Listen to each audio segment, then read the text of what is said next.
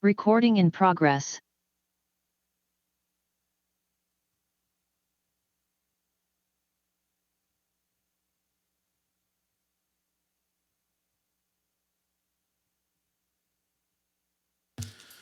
Okay, I'm calling this meeting back to order. Again, respectfully acknowledging this meeting is taking place on the traditional unceded territory. This now is First Nation.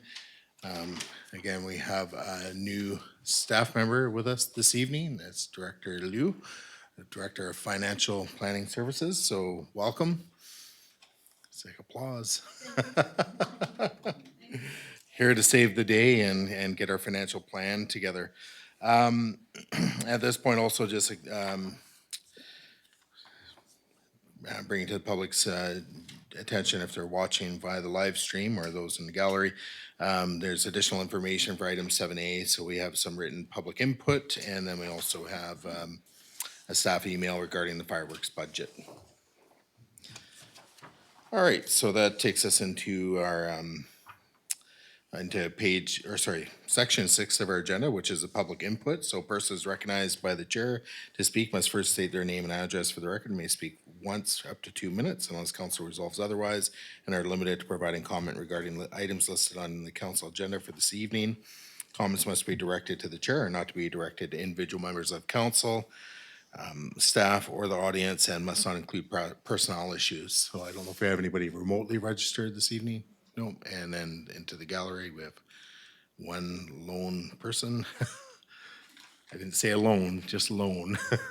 So, all right, so moving on in the agendas, we're on to item 7, which is the draft 2023 to 2027 financial plan, and for council's consideration, and then also with respect to proposed amendments, recommending again to council, just use the suggested wording in the agenda. So through to council. Councilor Lerner, go ahead. Yes, last time, if I remember correctly, we left off, we were about to go through capital program details, and we paused there. So my suggestion is that we continue to go through those item by item. And then when those, there's not too many, and then when those are done, we can go back and make any changes we still desire. Or, as an alternative, we could go through those 7 pages quickly and then go through the capital thing. I just want to make sure we know where we're going first. Thank you. Thank you, Councilor Lerner. Councilor Jones. Yes, I'd certainly be fine with going through the capital budget items, but we do have a motion which is already on the floor. I'm not sure if there is a time that we deal with that, so perhaps you could advise.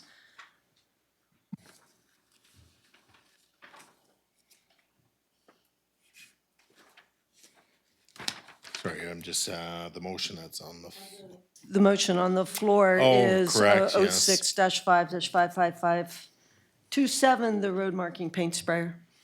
all right, so that's correct, thank you. All right, what I would suggest to council is let's work through that item, and then we can then get into any other proposed amendments.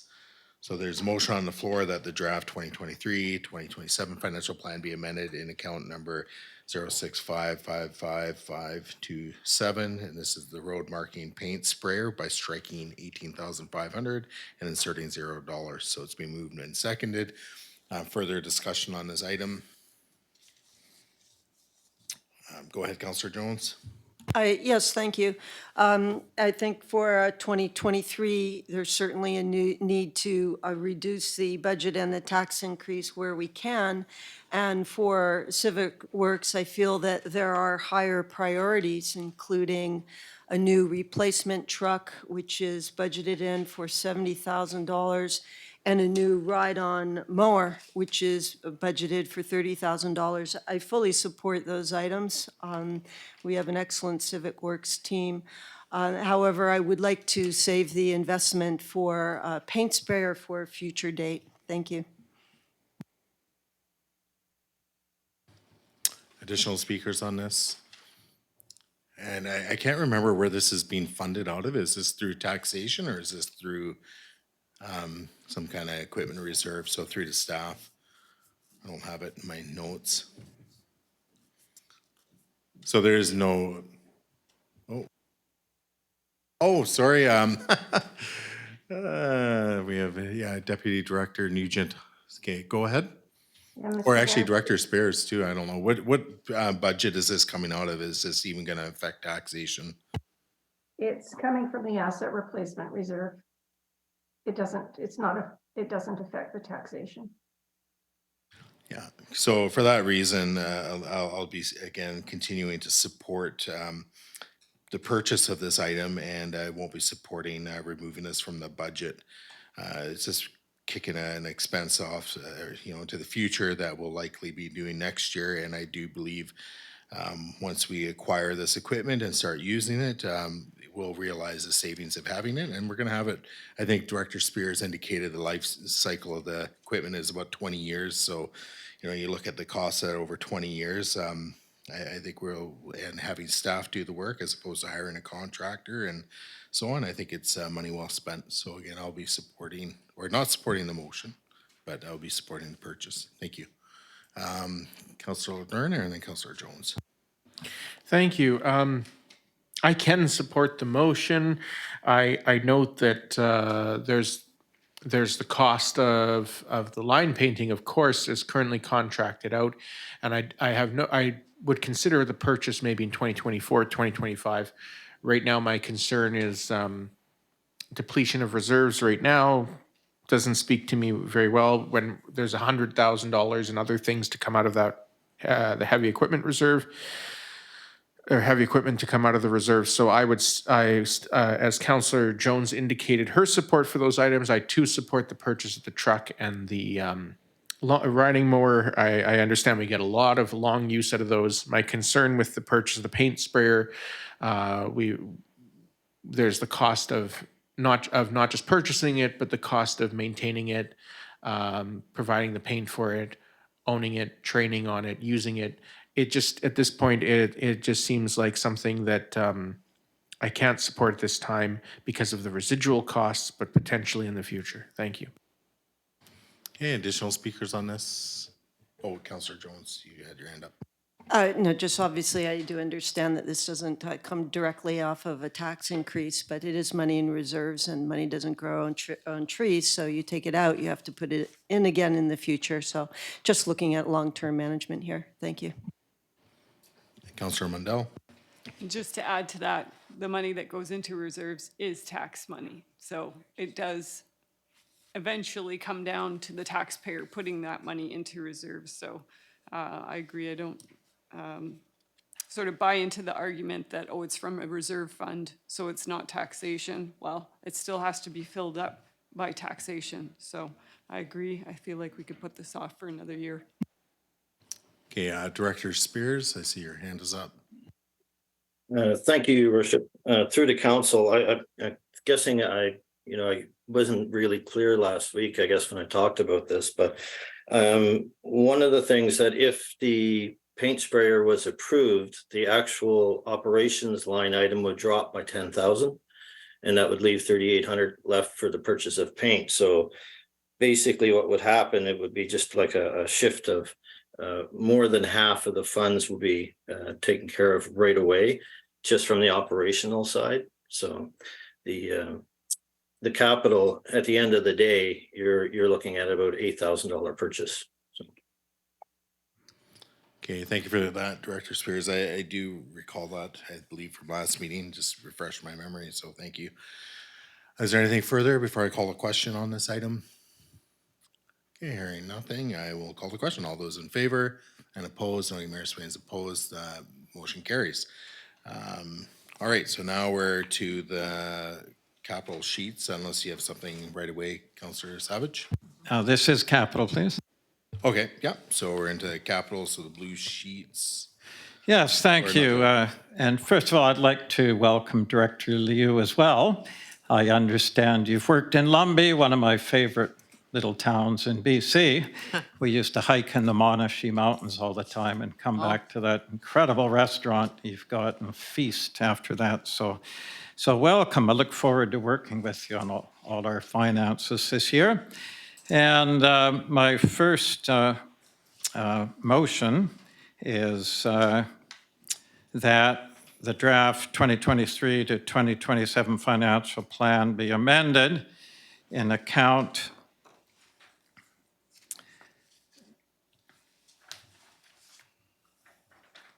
(01510,552), deleting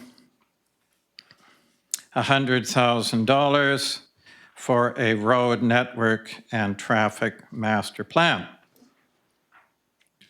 Sorry, could you repeat that?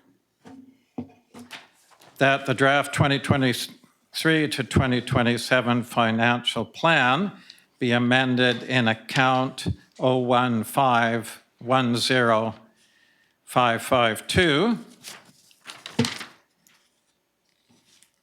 by deleting $100,000 for a road network and traffic master plan. Okay, we have that seconded by Councillor Lerner. And we'll just make sure Director Coates has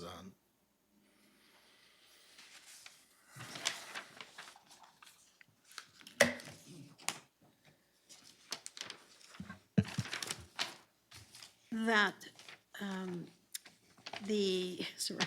that the draft 2023 to 2027 financial plan be amended in account number 01-5-10-522? 552. 552. By deleting $100,000 for a road network and traffic master plan and inserting 0? No, I'm just deleting the 100,000 there. Okay.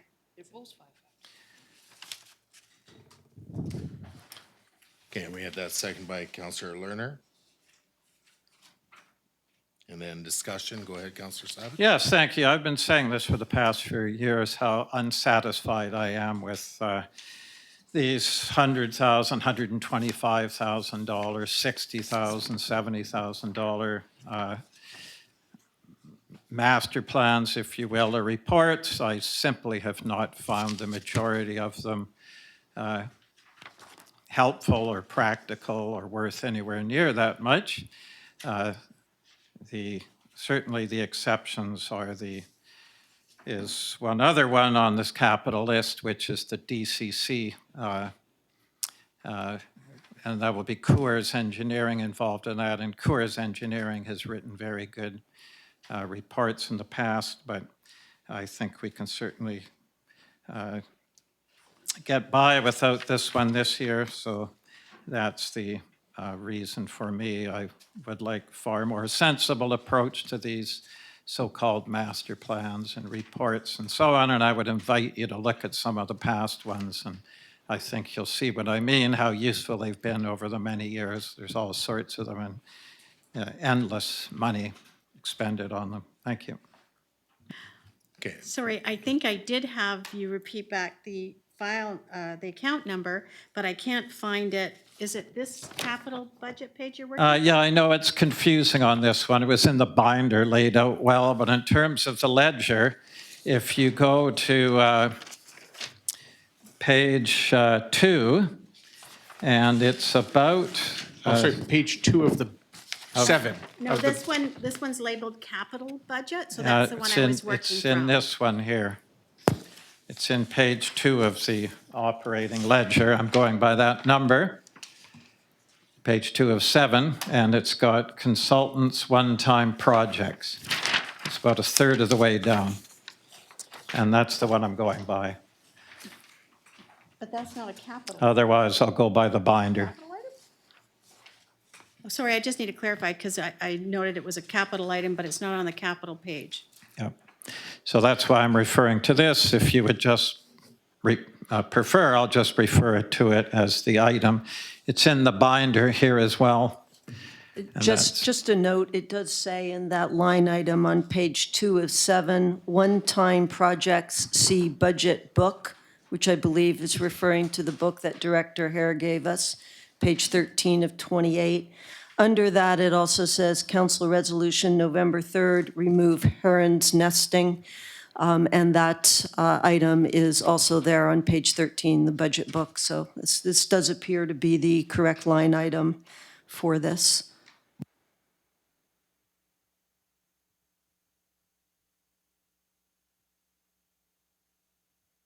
And the reference to the 100,000 for the traffic. Yeah, master that one, you plan see, is- that's why I'm not saying to zero, because it gives the entire amount of these special projects.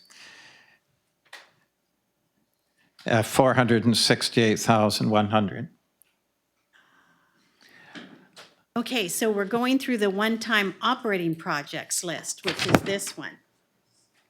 We're not on capital. Yeah, out of the binder, you can do it whichever way. I'm just Okay, going by the way so you had the fine. format for the I just budget. understood council was starting with capital. So you're going to start with the one-time operating projects? This one? Thank you.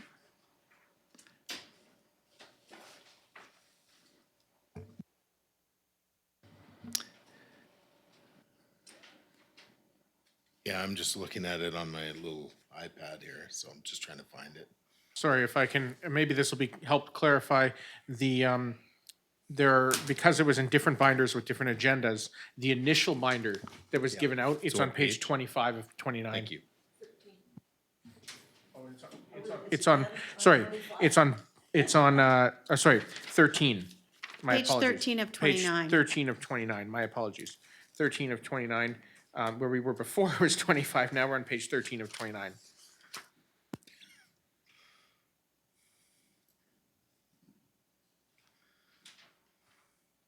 Okay, go ahead, Councillor Lerner, or don't let me hold you up. Okay. No, I can support this. Basically, I think it's premature to do the master plan. However, we decide to do it in the future. I feel that we have this council's strategic priorities coming in. We've already made motions on things that would affect road standards, like bylaw 175. We have a lot of things on the go that would potentially affect a road network and traffic master plan. And so I feel it's premature to do this. I would be interested in revisiting it next year. So I can support this. Thank you. Okay, any additional debate on this particular item? Go ahead, Councillor Mundell. I just want to make sure that the line item is matching the binder item. Is it the correct line item that we are looking at? The 552 on page, I can't tell you that, okay, but it says very on confusing. page 13 of 29, indicate road network and traffic master plan. Yeah, And it was going to be funded from the Roads and Infrastructure Life Cycle Reserve, $100,000. okay. Yeah, it's just unfortunate that all these, I think, were lumped together in this number. We end up with 468,000. And it's just really hard to, I'm assuming it's this page because the Heron's Nest is referred to there. But again, I would like, I'm just wondering if for clarity, if it would help if we added to the motion described on the one-time operating projects list as, yeah. yeah, maybe just to make sure we're getting it from the right pot. Yes, I'll add that amendment as described in the one-time operating projects added to the end of the motion. Okay, Councillor Lerner. I'm just seconding the amendment. Okay, we're making an amendment. Okay.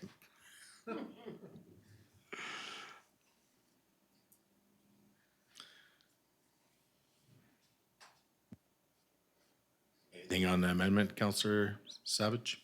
No, I'm just cleaning up housekeeping, so.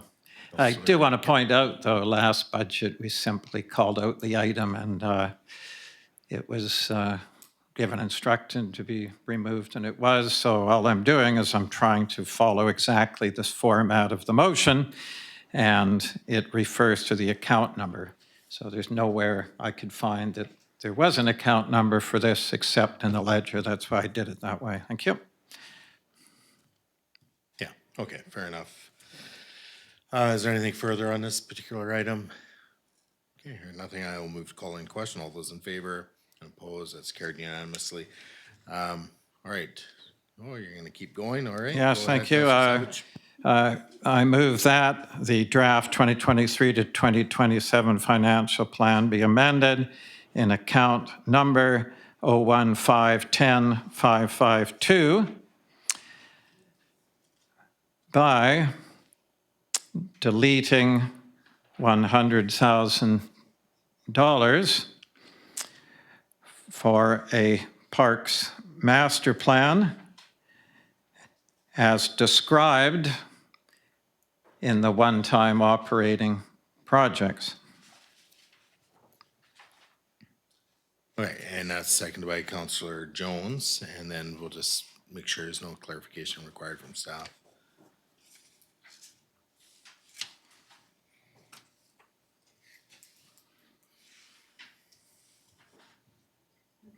Okay, all right, and through to Councillor Savage, is there anything further with that? Yes, unfortunately, I just don't have faith that spending this much money for a consultant would produce a $100,000 value. We do have our Pierce Woods Park coming up, and I'd rather just see that begin with a light footprint, have it somewhat of a natural park, allow people to go on it and then get input as to what they might like to see there. Not a consultant. I want to hear from residents and my own viewpoints as to what ultimately one would like to see there. So unfortunately, I don't think it's in the cards right now for me, and I don't think the value's there anyway. So that's it. Thank you. Councillor Jones? Yes, I also think it's a huge amount of money for who knows what. We have residents who have lived here, some for a short period of time and some for many, many years. And both categories of residents are extremely passionate about the parks and the parks opportunities that Lantzville has to offer.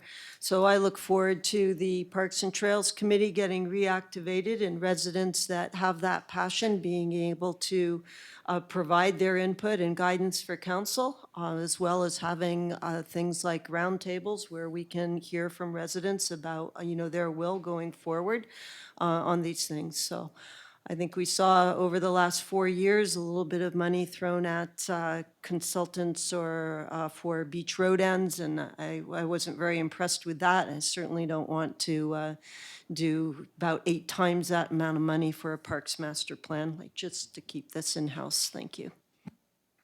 Councillor Savage, get your mic on. Councillor Lerner, go ahead.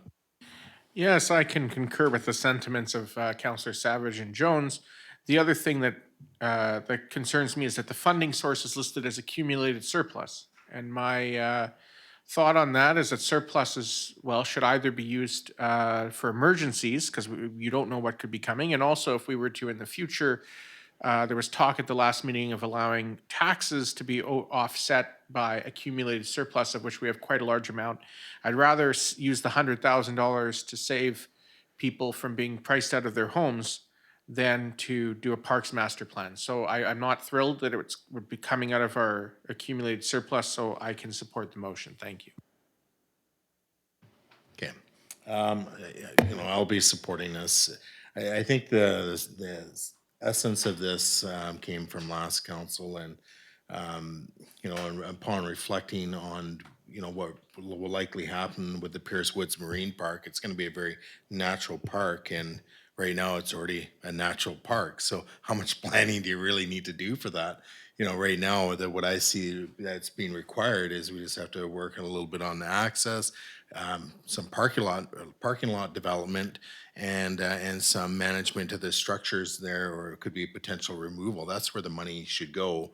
But as for the actual planning, like we're going to spend all this money to plan nature when it already exists. It doesn't make a whole lot of sense. So I would like to see, and I'm sure we're going to see this move forward in maybe a different way. And also looking at consolidating some of the plans and looking at different ways of doing that. We've partnered with universities or VIU and on other stuff, and there may be opportunities to do future partnerships and then use our existing staff.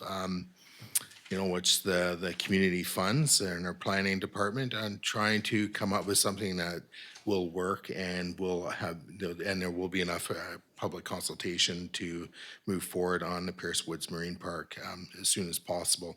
And if need be, if we need to look at some consulting dollars, well, we can always amend our financial plan, and that's the beauty of it. Just because we're going to eventually adopt a financial plan, nothing's ever etched in stone. If we want to come back and amend it, we can amend it, and we can pull from different funds as we see fit. So that's the beauty of all this. You don't feel that any of these decisions are ever etched in stone. It's just we need to have the bulk of it set so we can set our taxation and collect some taxes and keep the lights on in Lantzville. So unless there's anything further, I will call the motion or call the question on this motion. Okay, all those in favor and opposed, that's carried unanimously. Additional ones, okay, you gonna let anybody else have a turn? Councillor Savage. Yeah, they're all, I got four, all part of the same thing. It would Okay, have a little go ahead, more go flow ahead. to it. If you don't mind, then I'll be quiet. I won't say a word for the rest of the meeting, if you like, just like last meeting, if you noticed. All right, so I move that the draft 2023 to 2027 financial plan be amended in account number 01510-552 by deleting $15,000 for a concept plan for Village West Special Plan Area as described in the one-time operating projects. Is there a seconder to that? Second by Councillor Lerner for discussion, and we'll just check.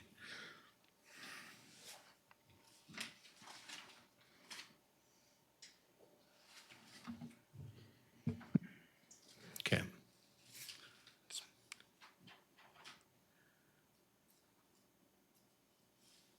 All right, go ahead, Councillor Savage. Yes, I won't be supporting this one. I think we need a little more clarification perhaps on these special plan areas, so I think it would be premature, although I do understand the having a well-knit concept so that as each individual owner may apply it ties in with the bigger picture, but I don't think there's too much to it there. There's not a lot of big lots along there at all. So I would, now's not the year for this one either, so I'll be moving we delete it. Thank you. Okay, Councillor Lerner, go ahead. Yes, well, when I first heard we were getting a spa, I was very excited, but then I realized there was a special plan area. So, yes, I think it's a bit premature to move on this. I feel like there's a council here who's very open to feedback from the community, can do a wonderful job listening to the community over the next year on what they want. I also feel that we have a staff that are more than capable of working with council and the community on this, so I don't feel the need to hire a $15,000 fee at this time. I think we can wait a year, or even be less than a year, and get things, our ducks in a row before we move on this. So I can support the cutting of this item. Thank you. Additional speakers?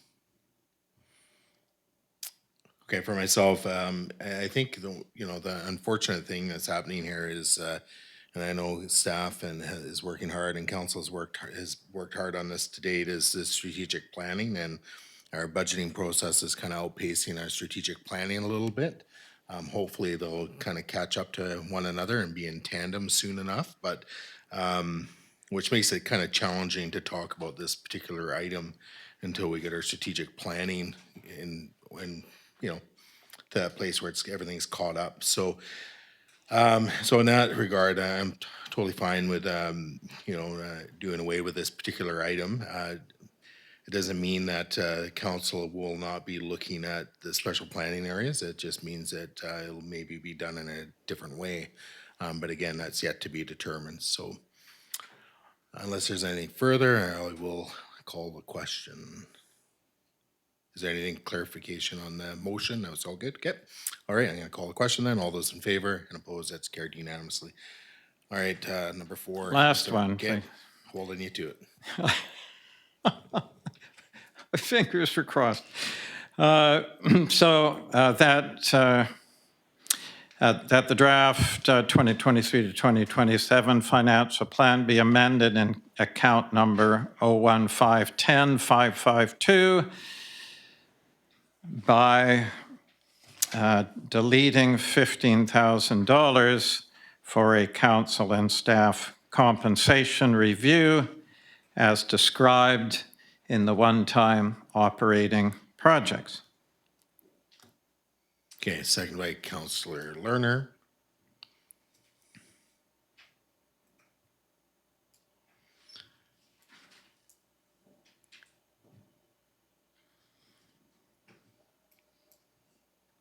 All right, go ahead, Counselor Savage. Yes, not much to say here, except I don't feel there's a need for this at this point. Thank you. Counselor Lerner. Well, this is the motion I was going to make, but you beat me to it, Councillor Savage. In this case, when $15,000 out of, to do a review, I fully trust the expertise of our CAO to come to council with recommendations if there are any needed. I also, as far as council wage review, for this budget, council has made no motions to change our compensation at all. We're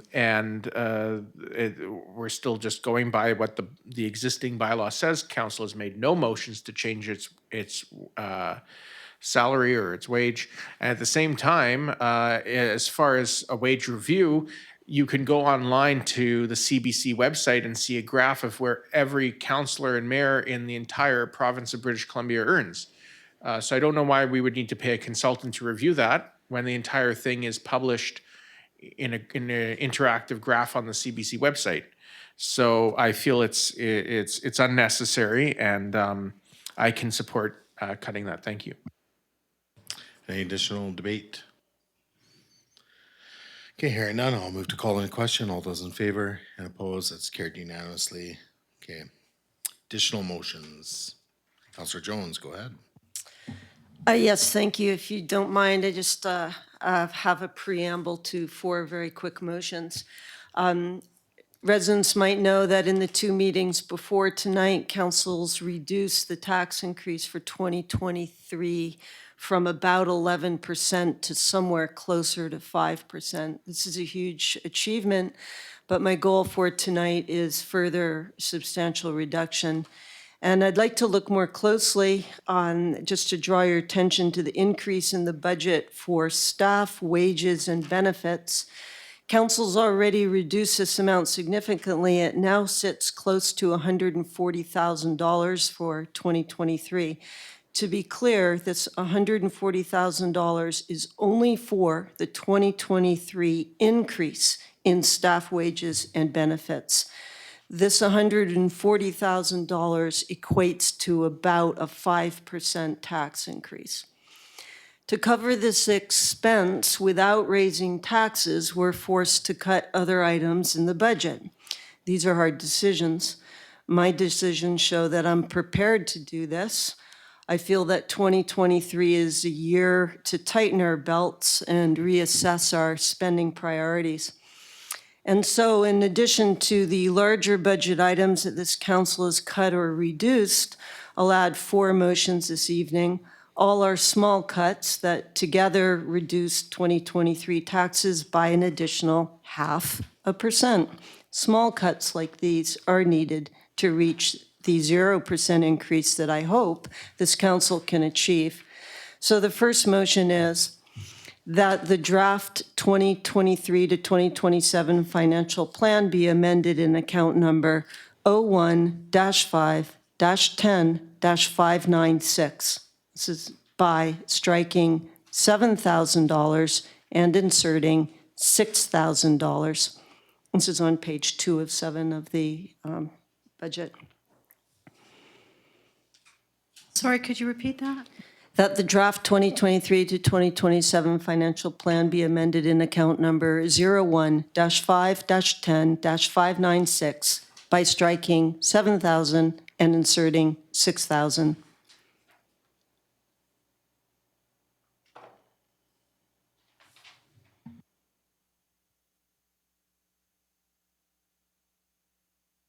Okay, is there a seconder to that?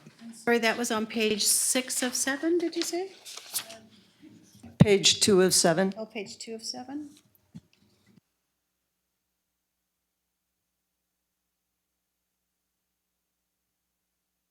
Maintenance buildings? Correct.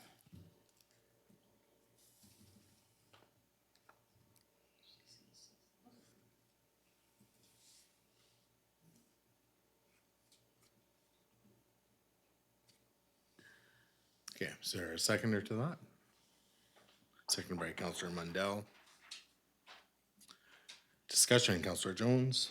Thank you. Yes, this item is for building maintenance, and I would just note that by taking it down from $7,000 to $6,000, the result, $6,000, is still more than $1,100 over what was spent in 2022, and it's less than a 15% reduction in the amount proposed for 2023. So nothing big here to deal with, just a small change to help out a bit. I'm just wondering if Director Spears could clarify what building that's for, if we could put something in brackets? That would be for the municipal hall. And is it for the contract or is it for other types of, like No, the, it's maintenance for the municipal hall. like the elevator maintenance and all that? Yeah.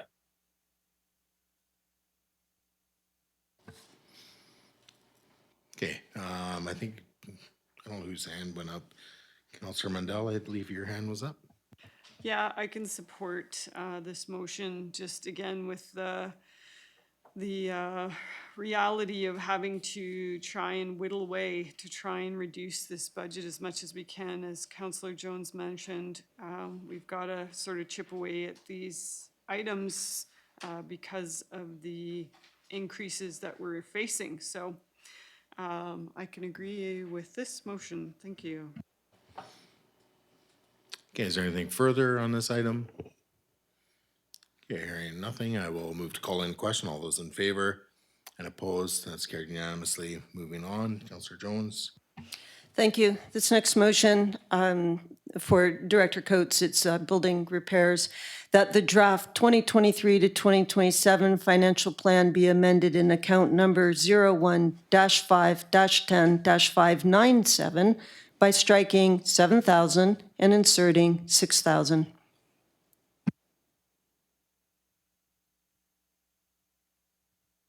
Okay, and that's That's for Costin Hall?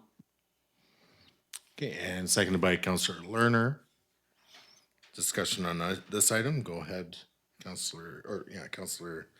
Thank you. Jones. Yes, this is building repairs for Costin Hall. And again, a small thing, note that reducing the budget from 7,000 to 6,000 is less than 15% reduction. And it will leave the budget well over the money spent in 2022. In fact, the budget at $6,000 will be about double the 2022 actual expense of $3,043. So hopefully no surprises coming in, and this will be just fine. And Counselor Lerner, go ahead. Yes, I think I was just reading this and I can support that. In 2021, I'm looking here, we budgeted 7,000. We only spent about 1,600. In 2022, we budgeted 7,000. We spent less than half that, 3,000. So budgeting 6,000 this year is still almost double what was spent last year. I think it's more in line with reality. My thought also here is that if there were to be suddenly a big maintenance requirement, then the staff could still come to us with a request for releasing funds. But I'm fine with that, with reducing this by $1,000. And I would also note, if I remember correctly, that there is a $40,000 heating replacement budgeted for Costin Hall in addition to this. So 6,000 on maintenance is fine, fine with me. It still leaves the $40,000 for heating replacement or HVAC system replacement. So I can fully support bringing this closer in line with double what we spent last year. Thank you. Okay. Anything further?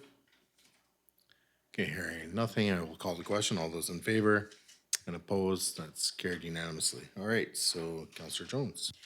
Oh, thank you. Moving ahead, two more small ones. That the draft 2023 to 2027 financial plan be amended in count number 01-5-10-610 by striking 7,500 and inserting 6,000.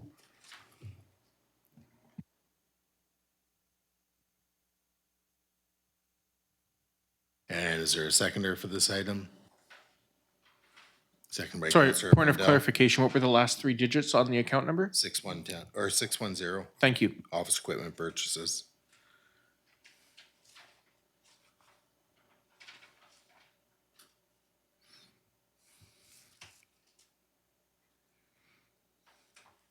And sorry, what was it, 6,500? 6,000, please. 7,500 striking and inserting 6,000.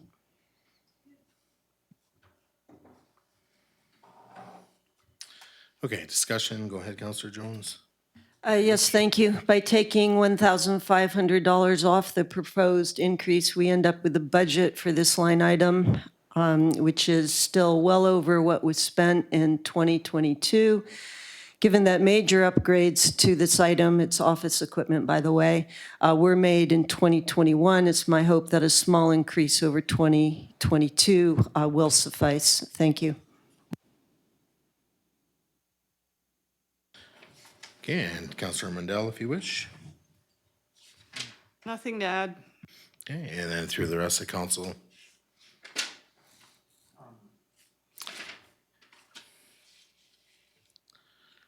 Okay, go ahead, Councillor Lerner.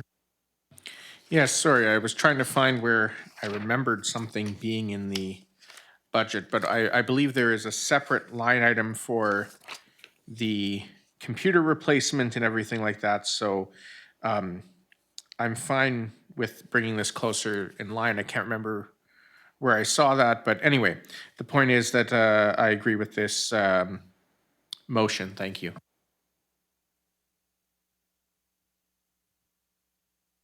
Yeah, I had a question through the staff on this. I'm just looking back at the 2021 actual and it being almost 13,000, and then all of a sudden the 2022 actual is basically 2,200. So I'm just wondering why the substantial change. So I don't know who can best answer that. Oh, go ahead, Deputy Director Nugent.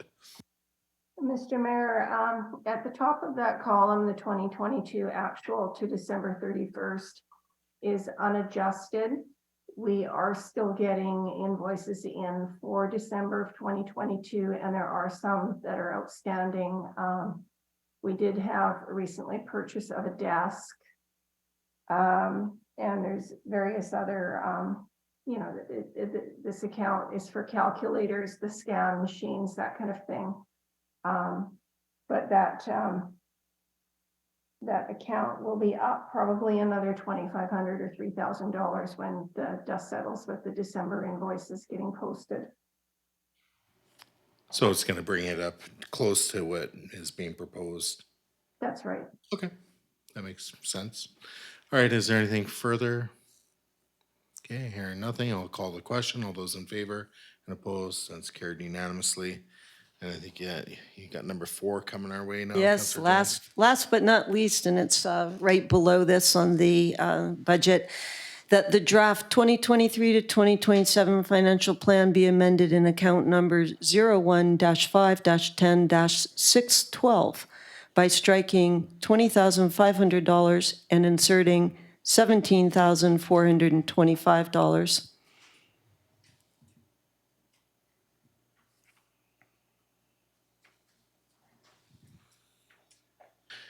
And is there a seconder to Sorry, this could one? I just confirm that was 17,004? 425. I actually just make that 500, thank you. We'll just keep the numbers even.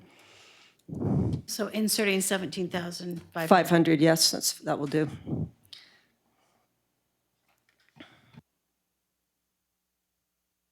Okay, and do we have a seconder to that one?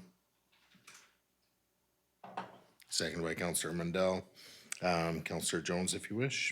Yes, thank you. The reason for going down to the odd number that was mentioned is because that brings the budget to within $4 of what was actually spent in 2022.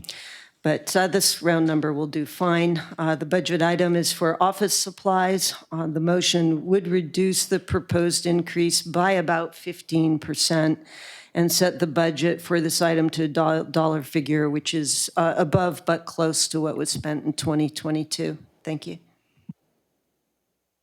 And Councillor Mandel, if you wish. Nothing to add? And through to the rest of the council.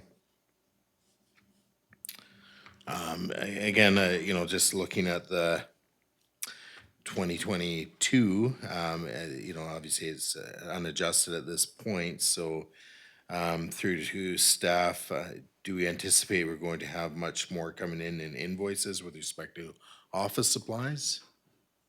Just trying to make sure that what we're budgeting for next year is gonna be in line with 2023.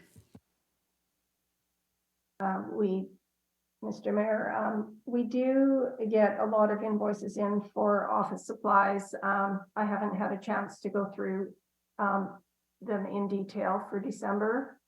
I've been away for the last few days last week. We can look at alternative sources of paper, that kind of thing, if we do run into a crunch, but it's as council wishes. Okay, thank you.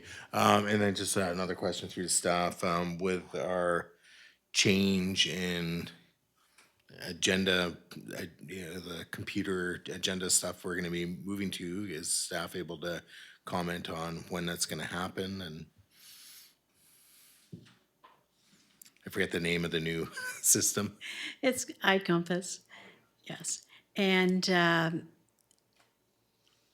our past experience with going electronic has been that we still produce a lot of paper.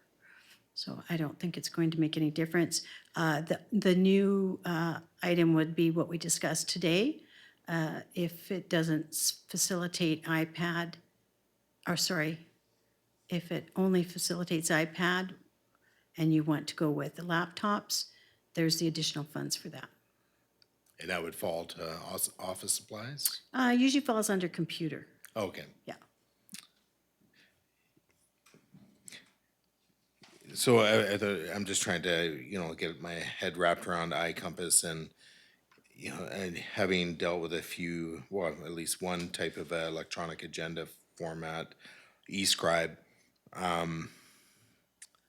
it can be difficult to navigate. I personally like paper, but going fully electronic, maybe that, if iCompass is a great platform, maybe it will work, and we can make that shift away from paper. So maybe we will see a shift in printing. I know printing isn't cheap. The toner cartridges can be quite expensive. Sometimes maybe even just as expensive, if not more than the paper. So maybe we'll realize some savings, but I don't know. I have no experience with iCompass, so I don't know if staff's able to elaborate on it. Do they claim it's a much better platform than other types of electronic agendas? I think it's like with any software program. There's people who love it and there's people who hate it. And we've got the benefit of the corporate officer in North Cowichan who had worked in both systems and definitely had the preference for iCompass. But you're right, they're similar but different. The other factor with iCompass is it's not just the agenda. It's really getting the higher benefit, higher search power for the website by having documents going out that way. And yes, you're right. That is the other benefit to iCompass. All right. Well, let's hope that it's a better platform for reading our agendas, and maybe we'll use less paper. I know I'm guilty as charged as requesting paper copies of the agenda, but that's just works better for me than getting electronically and trying to do it on my itty bitty iPad. Um, anyways, is there Councillor Jones? Go ahead. Yes, since we're talking about paper use, I don't know how much of this budget it actually totals, but I will just point out that I can already see ways to reduce our paper use for agendas and still have paper for agendas. For example, this printout we have again of these 7 pages is exactly the same as the printout we had last week. There was absolutely no need for me personally to receive a new copy. And this has happened many times, that agendas have repeated production of paper where it wasn't necessary. I don't really want to go into details now.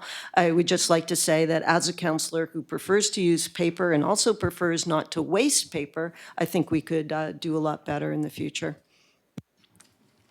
I think just in terms of agendas, it's, if anything is on an agenda, that has to have the complete information, and I get it. We've had many thick agendas, but even our last one with the development permits that were on there, those were just repeats from previous meetings, and unfortunately staff has to produce that, as it just shows the continuance of the business as it carries forward. So it's it's one of those, I guess a few trees fell casualty to that one, and then even when we went through the whole OCP, the amount of copies that we went through, like in previous term, yeah, it's quite a lot of paper, but maybe there's ways of getting around that. But I think the only way really is electronic, and hopefully the platforms of the future are much easier to use, and a lot of it's just how the links to documents. I know with the eScribe, I just download it as a PDF because I find it much easier to navigate rather than trying to open up each individual document, and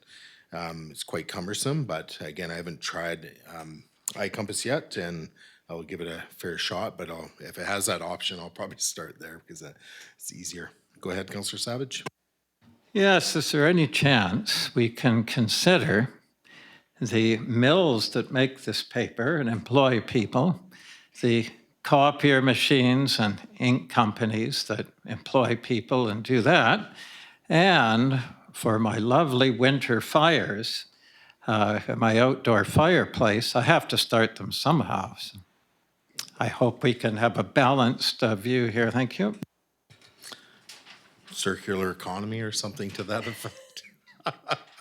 You just have to bring in all your recycling to really make it work. Okay, unless there's anything further, I'll move to calling the question on this item. Okay, all those in favor and opposed, that's carried unanimously. Is there anything further, Councillor Jones? All right, and we'll open it up to the rest of the council. Councillor Lerner, go ahead.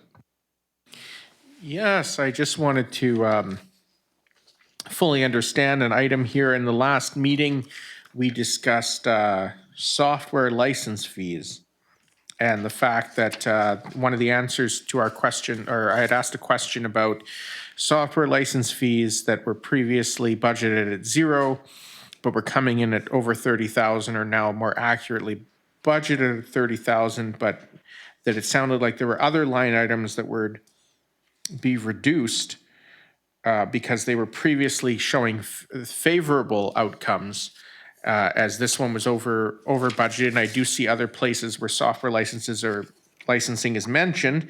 So I was wondering if there was an update on those line items, if any of them had been looked into, and which ones are, if there is an update, we would be looking at reducing. Thank you. It looks like, yeah, Deputy Director Nugent, go ahead. Mr. Mayor, through to Councillor Lerner, I believe I addressed this at last Monday's council meeting, as well as Director Coates. I was away Wednesday, Thursday, Friday last week and was unable to properly research the answers to provide them for this meeting. It is on my to-do list. We do have to consider, I think part of Councillor Lerner's question was, did we reduce the budget for the items that were favorable? And what I would just add to last week's answer is that we have a fairly high inflation rate to consider as well for looking forward. But I will be working on that particular question in detail. It's just going to take some time. It is a complicated answer. Thank you. I really appreciate that. Thank you. All right, yeah, Director Coates, go ahead. In case council was thinking about leaving the one-time operating projects pages, staff wanted to provide an update that we had a meeting last week with Ms. Erica Beauchamp, who council's recently appointed as the emergency program coordinator. And we discussed the two items that are on the agenda on page 14 of 29 for the one-time projects. And she mentioned that it's unlikely that we would be ready to submit something on the new emergency program bylaw, like a review, sorry, the emergency management plan. The province is bringing in new legislation to change the requirements of what must be contained in the plan. And it will have a new requirement for including in your plan response to climate change. So bottom line was, we felt that that item could come off for this year, if council could look at that favorably next year, and we would have, we're really hoping the province is going to come up with templates for us, but if they don't, then we would need to proceed. There was that, and then the emergency operations kits. She had not been involved in the ordering of the first kit, and she would like some time to look at that to make a recommendation for the next financial plan. So that's 9,100 and 26,900. Now, they were shown both as grant, so there'd be an offset in revenue to come off. But in fact, we had been advised that the emergency management plan was not going to be grant eligible. So, but, and bottom line is, we could put those off till next year. Okay, Councillor Lerner, go ahead. In that case, thank you for that information. It's important. So in that case, let me just get my wording here. Ta-da. Okay, I would move that the draft 2023 to 2027 financial plan be amended by striking, yeah, oh, 01510-552. There we go. That's the if I understand correctly, that's the one-time operating projects account number. By removing let me just do the math here. So Councillor Lerner, if I may interrupt you. Yeah. I think it would just be more effective just to move those to 2024. Okay. Then Rather than striking them, because Right. then at least it keeps as a place marker and. Sure. And then, council can keep it on the block or chop it next year if that's council's. Good purview. idea. I appreciate that, and I do support those items, so that's what I'll do. So I'll change that to say that the draft 2023 to 2007 financial plan be amended by moving the two items, emergency preparedness and response and emergency operation kits, from 2023 to 2024.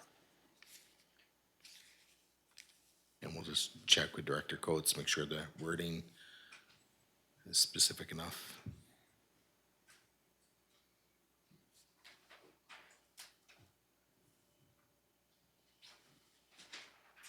Does that do the trick? Yeah, so I'll fill in the words emergency preparedness and response and emergency operations kit on the one-time operating projects from 2023 to 2024. Thanks. Perfect. Thank you. And I'll second that. Discussion, go ahead, Councillor Lerner, if you wish. No, I don't think there's much needed other than this just reflects the recommendations we've received by the experts, so I appreciate that. Already said what I had to say. Through the rest of the council. Again, this, if anything, just keeps it as placeholder for next year. So with that being said, I will move to call in the question. All those in favor and opposed, that's carried unanimously. Okay, additional amendments. Councillor Savage. Yes, thank you. I have three here, if you please. And the first one is that the draft 2023 to 2027 financial plan be amended in account 015-20692 by deleting $19,100 for increasing the fire chief position from 0.8 part-time to full-time. Point of order. Yeah. I'm going to recuse myself from this discussion and this vote based on my potential bias via my spouses on the fire department. Okay.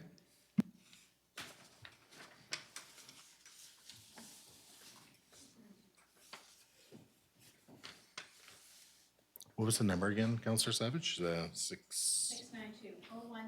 01-5-10-692, wages regular. I just didn't catch the dollar amount changes, sorry. I'm sorry, what's that?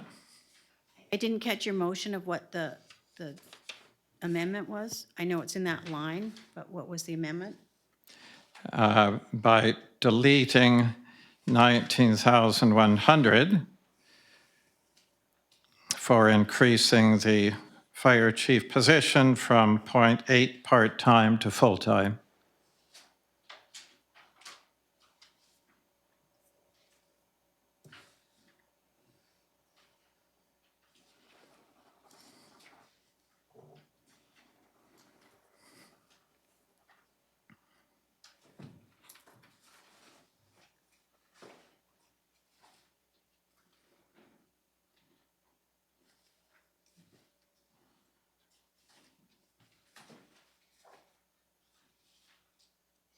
And do you have it all, Director Coates? Or So it's in 692, and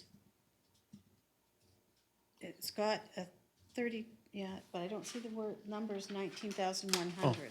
Sorry, I think it's just a further, 19,100 is the amount it's set to increase for that particular item. It's in the notes.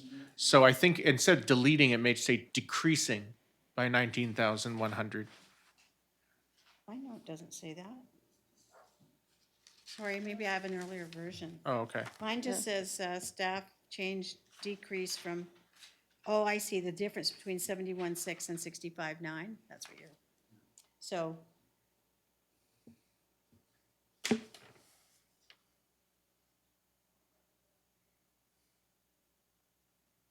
The total increase in the line item, I think, is 24,900 or something like that. So it would be reducing that increase by $19,100.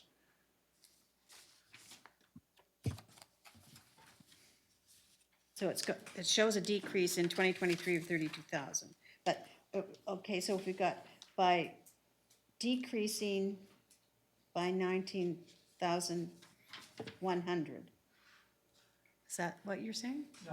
We're simply deleting the proposed increase, 19,100. Same format that you've instructed to do all the other ones. Point of clarification. yeah, go ahead. If I'm understanding this right, it is a little bit confusing because the proposed increase in the column is 24,947. But when we move to the right a few columns, there's a comment that says increase fire chief from 0.8 to 1.0 for 19,100. So Councillor Savage, which are you intending to do to remove the proposed increase of 24,947, which would take it back to the 2022 actual? Or the 19,100, which No, it's takes it down to 19,100. This was given to us in an answer to a question. This proposed increase in time, what is the dollar value of it? It was answered by Director Hare, and it's not my fault that these things are scattered throughout different documents. I'm trying to work with this motion. What I gave is perfectly adequate. There's no need for any more discussion, I would suggest. So if we can move on to discussing it, please.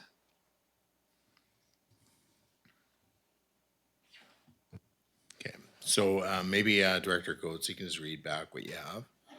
Sorry. Oh, okay. Well, it's important that just- staff has clear yeah. direction on how to amend the financial plan. So I've got that the draft 2023 to 2027 financial plan be amended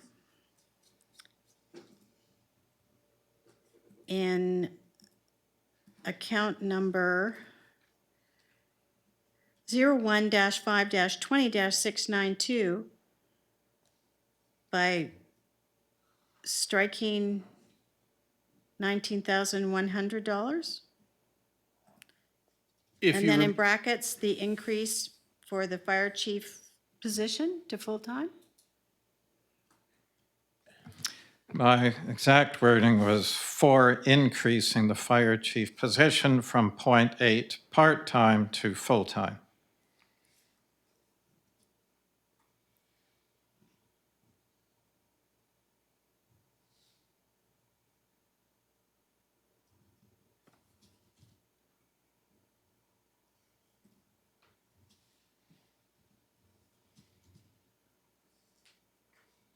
But it's definitely 19,100. That's Thank the answer Director Hare gave, and so perhaps we can solve this. If that's not the correct figure for that amount, we can redo the motion at the next budget meeting. So if there's a mistake there from Dr. Hare, then happy to redo it. Director Hare. I'm sorry. Former Director Hare, that's probably the most correct. So anyways. All right, is there a seconder to the motion? Second by Councillor Lerner. I think that it gives enough direction, and again, if there needs to be clarity after the fact, then we're not adopting this tonight, so we can have that at a future meeting. So go ahead, Councillor Savage, is the mover. Yes, thank you very much. Yes, we discussed this, Chief Ruckus, last council meeting with you. And so my apologies again that we have to have some not accepting some proposals this year. We're just under the gun. It's a tough year. And evidence of that is we did not approve the proposed seasonal public works person, and we did not approve the bylaw officer increasing their time as well. But I would certainly like to revisit this next year. It's just a short year when we'll be looking at this again. It'll be next October we'll be looking at it. So it's just that I want this year to be the year for really looking after residents. I've heard they've had a real rough time the past 4 years with the tax increases. It's been a 68% compounded tax increase. It was really rough. And I heard so much door to door this summer that everyone just wants this, turned around, frozen increases, that sort of thing was the word that I got. So that's why we're looking at this. If it wasn't for the budget and the money, I would wholeheartedly support the great job you're doing, having it full-time and so on. So it's basically we've had to make these cuts. We've made a whole bunch of them. There's been some very useful, desirable projects and some other increases in staff hirings or expanded time that were obviously worthwhile. But when you've got to keep things down, you've got to keep them down. It's as simple as that. It's the same in business. I've made all sorts of hard decisions you don't never want to do, but the money dictates. So And we just have to do this for residents this year.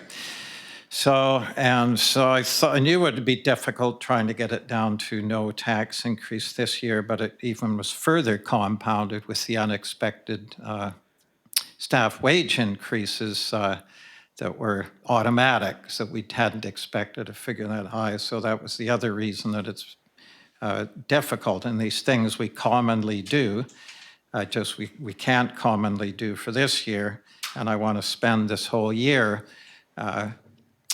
readjusting our financial way moving forward, working with our new director, Liu, and seeing what we can't restructure and approach we can take. We do have new development coming, which will increase wages. We have DCCs coming in and so on. So our picture's bright. We just have to get through this year. Then we can get back to more normal approvals. So anyway, that's the situation with this one. It's just like all the rest when we've not approved a whole bunch of stuff in here, unfortunately. So as I say, it's a short, not too many months until next October where we can revisit these things. And I would use the word perhaps normalize things a little more. So with apologies, thank you. Councillor Lerner is the seconder. Yes, I was going to make this motion myself, but not for any different reasons. It's a case of us looking at the budget, and if there was going to be any increase I would want to approve, it would be for the fire department. The work done by the fire department is absolutely incredible, and absolutely worthwhile. But we are in such a difficult year where we've seen a cumulative increase over the past few years of nearly 70%. So what I heard in the summer as well was just how people are being priced out of their homes, and we have to make that consideration. I would also note that when, if I understand correctly, when the district was first looking at going from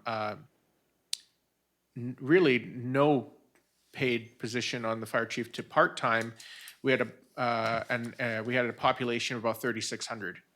And our population has fluctuated up and down a little bit since then, and we're now at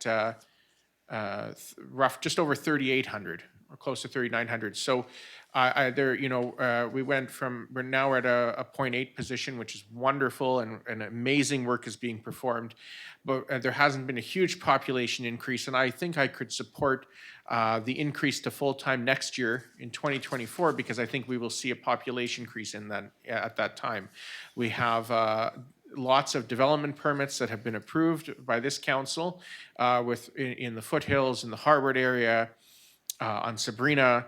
We have Clark Med developments on the way. And so I think we will pass that 4,000 mark in population next year. And so I would be eager to see this item come back for consideration next year.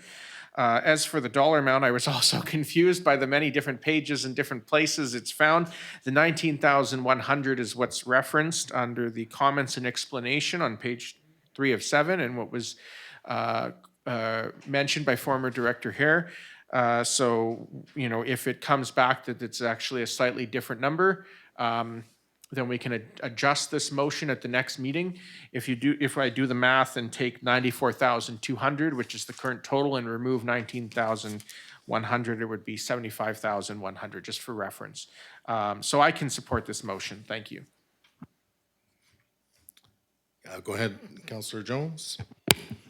Yes, thank you. I can also support this motion, but I would like to point out that in many respects, this council is rightly very supportive of the fire department.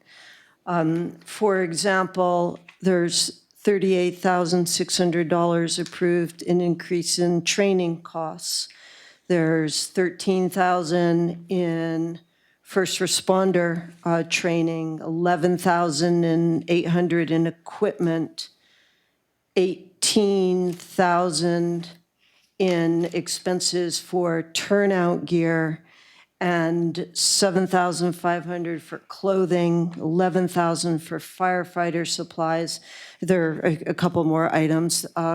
Residents can look at those. My point is simply that I'm sorry we don't support the increase in going to full-time, Chief Ruckus, but in all other respects, I do note that we are very, very supportive of the good work that you do and the needs that the department has. Thank you. Okay, for myself, just a quick question through to staff. What's our 1% again? 1% taxation, how much spending does that give us? What is it 30,000 on the nose? I'm just hearing whispers, but do we know what that is at this point? It's approximately 30,000. Okay. I'm just writing that down, forgive me. With respect to looking at this, it's, yeah. My goal for this financial plan isn't necessarily to get it down to a zero, but again, this is not just my financial plan, this is council's financial plan. And basically, as such, it's gonna be the will of this council, what number we end up arriving at. I'd be quite satisfied as if we got this under 5%, knowing that we started at 11%. The one thing we have to always be cognizant of is, if we don't do appropriate taxation this year, it's gonna catch up with us next year. So it may put us in a tougher position. Again, I was around for the council that did the 68% tax increase over its term. Not pleased with that. But I was also outnumbered on that, so wasn't really, it was just the way it went down, unfortunately. That I'm looking at this one going, geez, we're talking about, 0.67% of a percent tax increase. So it's not a very large number. I would like to consider it. Yes, we have not increased the bylaw officers' hours. Where, as things stand now, the public works seasonal position is not approved in this budget. But to do all like three things in one budget, especially when we're looking at a relatively small amount, it's kind of concerns me a little bit. The other thing I'm looking at as well is when I look at the total remuneration and compared to the Paul Murray report from 8 years ago. It's hard to compare now to what the comparative, how that compares to other full-time fire chiefs in the area, and also how many of those ones that were identified in the Paul Murray report as part-time have now shifted to full-time based on the new regulations and so on.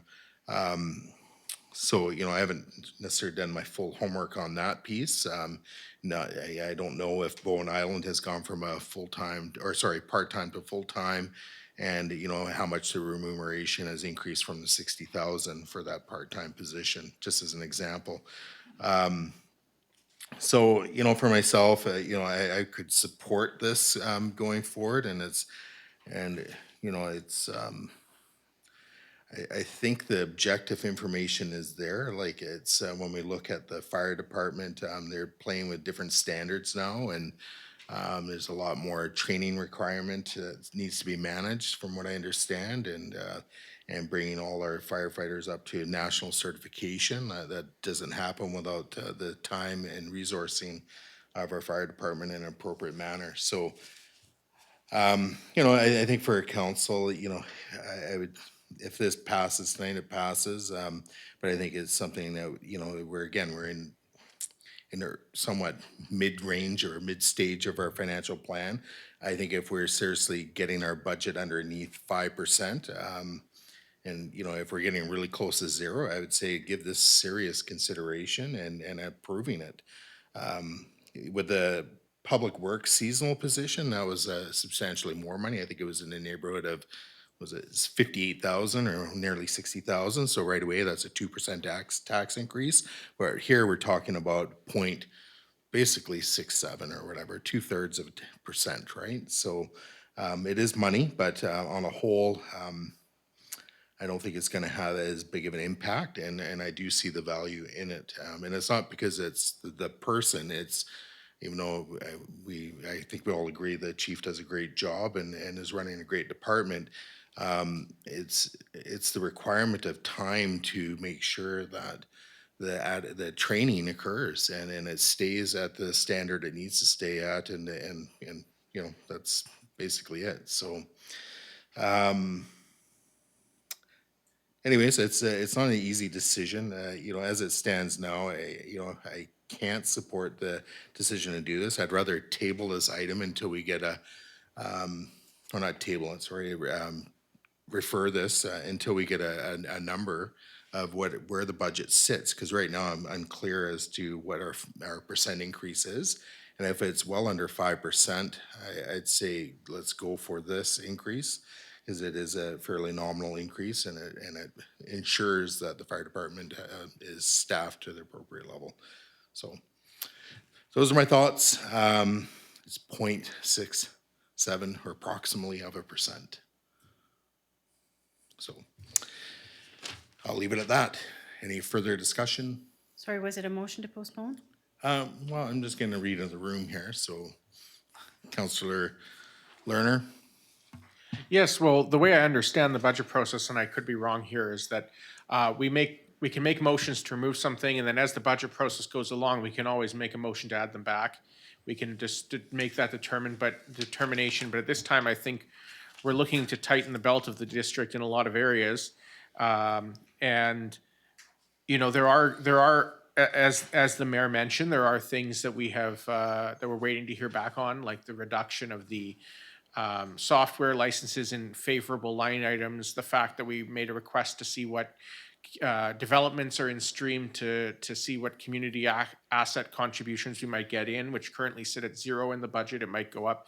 So it's hard to tell what percentage we're at, but I don't like to necessarily say we're going to absolutely have this percentage. I think we have to look at each line item as on its merits. And as I said before, this is something that normally I would wholeheartedly support increasing. My concern right now is that, you know, we just have to look at tightening our belt. So I can support this motion now. If halfway through, you know, I'd say a month from now, we're almost on the budget process and we see ourselves in a situation where we have more money coming in than expected, I would happily reconsider it at that time. And we can always make a motion at a future date to add this back in. But at the moment, I can support taking it out. Thank you. Okay, unless there's anything further, I'm inclined to call the question. Go ahead, Councillor Savage. Yes, thank you. And yes, you made good points, Councillor Jones, that we have approved everything to do with the firemen, every request here. And I was so happy to see that the call-out pay has been adjusted from what it was. And I spoke to Chief Ruckus back in 2019 to see if there were ways that were needed to help out. So it's ever improving. This is just one item, and it's just for, as I say, this year. So we can easily revisit it next year, and certainly if Mayor Swain and others would like to revisit it once we start getting the final numbers back, then that's fine with me as well. I'm always open-minded about these things, but it all adds up, these little percentages, and I would remind you that any increase we do does not apply to the base that we had in 2018 before all these enormous increases started. This also applies to the 68% increase. So if you're adding, 1% tax increase, that applies to the 68% we already had, which is a 0.68% increase. You can add to that, and this is how it gets out of hand and why taxes just get so high. And we also have to remember the regional district taxes. When they increase, we pay more than our equal share here because of our high tax assessed value houses. So that's why Lantzville often pays a little more than its equal share for the RDN increases that are coming up. So anyway, but I'd be happy to consider that, Mayor Swain, if we can certainly look into that as we get the numbers back. But at this point, I just want to get the numbers down to a sensible place so we're within shooting distance of what would be acceptable. Thank you. Yeah, and not to belabor this too much, I think, when I joined this council back in 2015, a 1% tax increase at that time was about $15,000. So, with the, things have changed, and now, 1% tax increase is 30,000, so it does change. The one thing is, again, I hope when we get the next iteration of this back and we see what the new tax increase is, that we can seriously to look at this and possibly other items.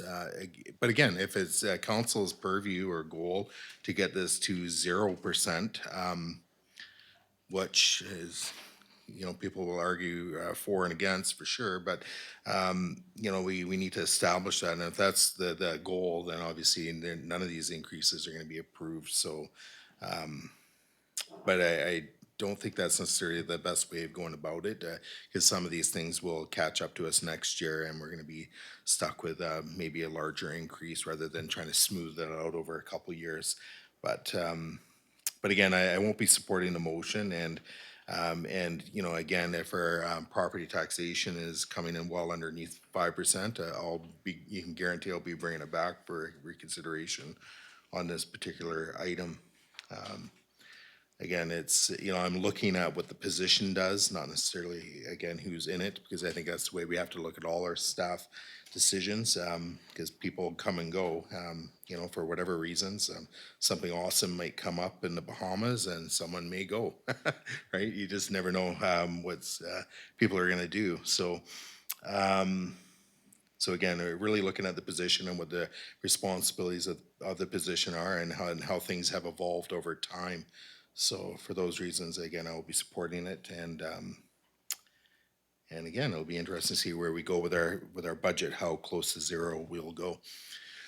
All right, so unless there's anything further, I will call the question. All those in favor and opposed, noting Mayor Swain's opposed, it carries. So I guess we'll get Councillor Mundell back, please.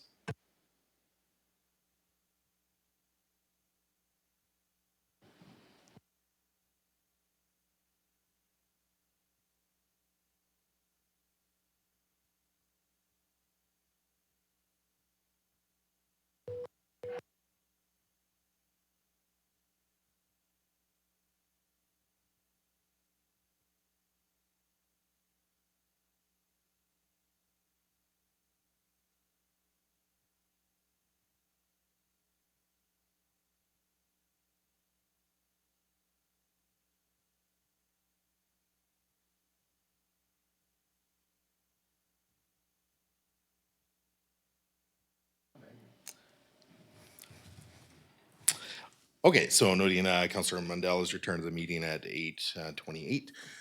Councillor Savage, go ahead. Thank you. This is my next motion. That council directs staff to amend District of Lantzville Accumulated General Operating Surplus Reserve Fund bylaw number 215/2019 for consideration at the March 8th, 2023 council meeting to enable council at any time to allocate those operating surplus reserve funds that are above the balance of $1 million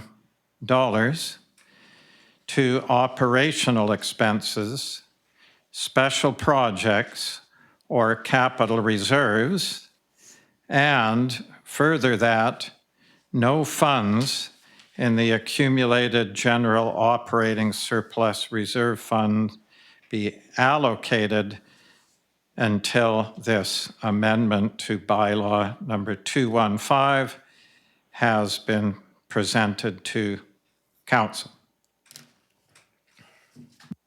Sorry, could you repeat that? The whole thing? Okay, have you got it in writing, Director Coates? I think that was in the email that was sent to you, Director Coates. You passed it on to me in writing. Oh, so you've got it. So, do you want So me to that was stand a- over there and read it, or I'll just give it to you now? That was the email from 2:37.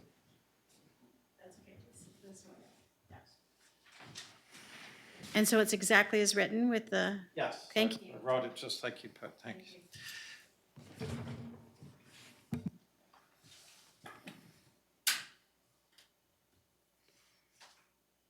Okay, seconded by Councillor Lerner. Okay, for discussion, go ahead, Councillor Savage. Yes, thank you. This was in 2019 that this bylaw was done, such that these, this general operating reserve fund was directed that council could use it for no other purpose than allocating it to reserves. And part of this fund is composed of a surplus of taxation, for example, and it's basically a surplus of different sources of monies coming into the district. And there's no reason, if there's a surplus of taxes, that some can't be returned to residents from where it came. And the reason being is it trims down, or the way of doing that is you're paying for operational costs to trim down the amount of taxes they pay, and thereby you're returning it to them. It's something that I believe we should be circumspect and prudent the way we handle our surplus. In this bylaw, it states that anything over $1 million should be allocated to various reserves by council. It's up to council which reserves they go to. And right now, the balance is around 1,387,000, I believe, I'm just going from memory, in which case we have a hefty amount there, which we can allocate to various things as we see each year. And it's important to keep that healthy amount of 1 million balance there at any time for emergencies or whatever. And we may decide one year that we want to allocate more of this surplus to, let's say, roads. We really want to get caught up on roads, into road reserves. Another year it might be something else. But I believe it's important that we have that ability every year to apportion it according to the circumstances every year. So that's why I'm passing this now, and we may choose after, if we approve this, to use some of this to reduce the tax increase for this year as well. So that's the idea. That's the idea of this. And the last thing I'll say, I've done a thorough analysis of where our finances are heading with both income and expenses. And I think it's a rosy picture over the next while. And this is a chance that communities have when you have a lot of development income upcoming. You don't want to blow all this this one-time chance with sort of a big amount of development to be frivolous with all this extra income. I want to be hugely circumspect with what we do with it to make sure that we're taking advantage of it. So we will be getting quite a bit of increased tax income as the developments come on stream that's already been approved, and we'll be getting more and more DCCs, which will help supplement our reserves for roads and parks and other things and so on. So what I'm saying is it doesn't bother me if we're reducing the tax increase this year because of all the upcoming income we've got coming for next year, which will be able to handle the expenses with hopefully not much of a tax increase next year either. So that's why I don't believe we're postponing any pain till next year. We're just getting through this year when we can reorganize and rearrange the finances over this whole year, not just at budget time. So we can really do things in an efficient, thorough way. So anyway, that's a bit of an aside to this motion. Thank you. Okay, Councillor Lerner, if you wish. Yes, thank you. I can support this. I didn't understand why council's hands would be tied when there's a surplus as to what it can be used for. And this motion would just put more tools in the toolbox and allow us access to that. We would still have the option of putting it into reserves. If at the end of the year, there's a huge surplus and we want to save for a rainy day, well, we're already looking at saving $1 million with this motion. And if we want to save anything above that, we still could. We could still put it into reserves, but it also gives us the ability to, if we're seeing a time when people are hurting or there's an emergency, we can put things towards things as we see fit. It opens up that opportunity. I work in the nonprofit sector, and we also strive for balanced budgets every year in the nonprofit sector. And when there's a surplus, sometimes it goes into reserves. But the idea that the surplus cannot be used to offset a future budget, it just doesn't make sense to me. And when we look at almost 1.4 million, the idea that there would be almost $400,000 there, well, that's almost the entire tax increase that was originally proposed this year at 11%. And the fact that we have to keep burdening taxpayers with large increases, while at the same time the district could see large surpluses, just doesn't compute in my mind. So I like the idea of setting $1 million. If there is such a surplus into reserves, makes sense to me. But anything above that, I think council should have under its purview whether or not to put into reserves. And I think this just opens up the opportunity for the community to have more say through its elected representatives as to what happens. So I can fully support this. Thank you. Okay, additional comments, debate on this? Well, I think I signed this bylaw that is being amended, and the spirit of it at the time we looked at this was to ensure that we weren't using any of the accumulated surplus to essentially balance the budget and look at applying it to operational costs and so on, and to force basically the district into more prudent financial planning. So, now here we are looking at amending it, and I'm not in opposition of that. I would like to see what comes back. I think it may give us a little bit of flexibility, but the thing I think what really stimulated the change last time around was not dipping into it to try and reduce taxes and pay for things that should be paid through taxation and so on. But it's really council's will, and if council's doing a good job at managing it and making sure that we always have that budget of $1 million in there, then I think if there's anything in excess of that, then we should be applying it to wherever district or this council thinks it should go, and that could be to a project.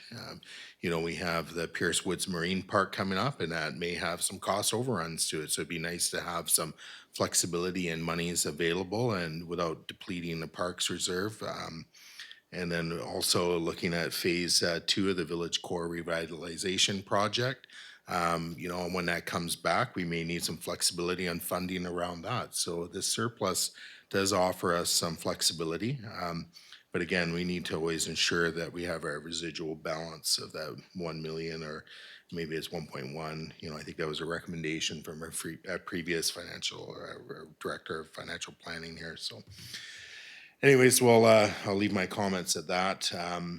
But like I said, I'm just looking at the bylaw right now on my little iPad, and yes, I signed that one that we're now amending. But hey, that's the new council and different way of thinking. That's okay. So through the rest of the council, if there's any additional comments, debate on this item, unless there's anything further, I will call the question. All right, I'm going to call the question. All those in favor and opposed, that's carried unanimously. Can it be? Councillor Savage is packing his stuff up. She's got my notes. Oh. I spoke too soon. Okay. Is there any further amendments, questions, changes to the financial plan, requests for information? Okay, Councillor Savage, go ahead. Thank you. Last one. That staff be directed to bring forward a policy for council's consideration, which ensures council can have input before staff begins the process of filling a vacated or new staff position for the February 22 council meeting, and further that staff be directed to not begin the process of filling any vacated or new staff positions before this policy comes before council. Okay, do we have a seconder to this motion? Second by Councillor Mundell. Councillor Savage, go ahead. Yes, thank you. This is directly related to the our financial plan because it just means in the future, we saw last term there was a couple of times, few times where a position became open, and it just gives council a chance to consider whatever we may want to consider, whatever input we may want to give before it's just automatic a position is filled or a new position is advertised for and so on. So that's basically it. It just ensures we become part of the process, so it's not an automatic thing, that's all. Thank you. Okay, Director Coates. Just want to confirm I've got the right motion. So it was the second one you sent, that staff be directed to bring forward a policy for council's consideration, which ensures council can have financial and other input before staff begins the process of filling a vacated or new staff position for the February 22nd council meeting, and further that staff be directed to not begin the process of filling any vacated or new staff positions before this policy comes before council. Yes, that's the one. Okay, so one of the challenges for staff, we're good, but we're not that good, that we could turn a policy around between tonight and tomorrow at noon. So the agenda cuts off tomorrow and is distributed Thursday, and we have a long weekend. And you'll also be getting new information, I understand. So Yeah, so if you could advise then, what would it be, the March 8th meeting then you'd be looking at, or?